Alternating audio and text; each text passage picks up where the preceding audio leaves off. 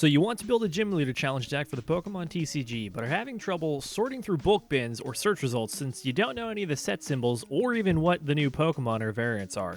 Today we're exploring how to sort through and find GLC legal cards, and also sharing a few easy ways to understand quick methods to quickly identify your cards for the next deck. I'm Casey, let's get into it.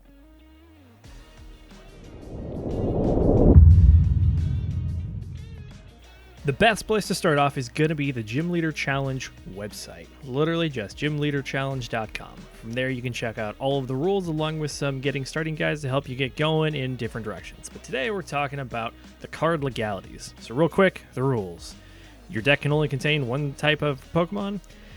Only one of each card with the same name allowed in the deck except for basic energies. No rule boxes, no ace specs, and cards are legal from the black and white set and onwards aside from the short ban list. To clarify, anything with a rule box is going to be your Pokemon Vs, your VMAXs, EXs, GX, Breaks, Radiants, and Prism Stars. Basically anything that has a separate box labeled rule box or tells you how to change or modify rules like how many prizes you draw. That short ban list is Lysandre's Trump Card, Oranguru, Forest of Giant Plants, Chip Ice Axe, Hiker, and Kyogre. With that said, let's get on to identifying the eras and the set symbols for the cards legal in this format.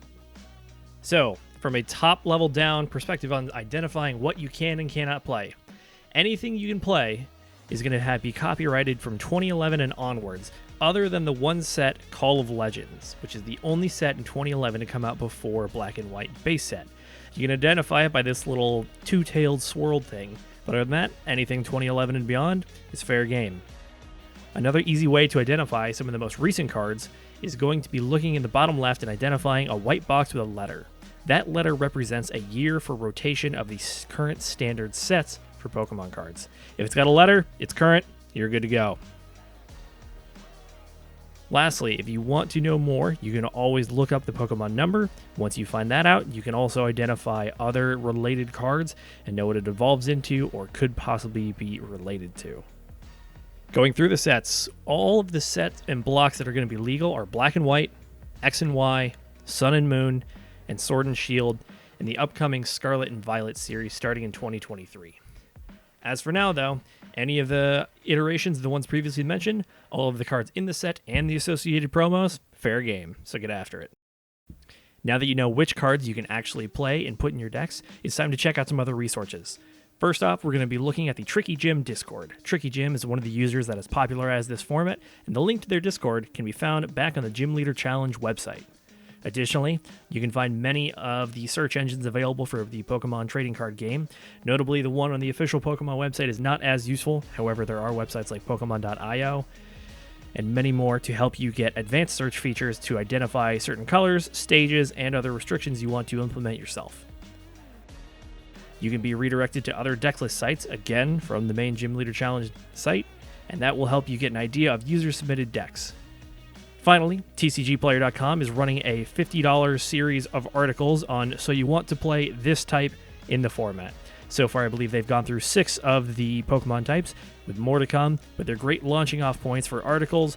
We'll give you ideas for build-arounds, as well as some shopping tips to keep the price low, and also how to play and where to go from there.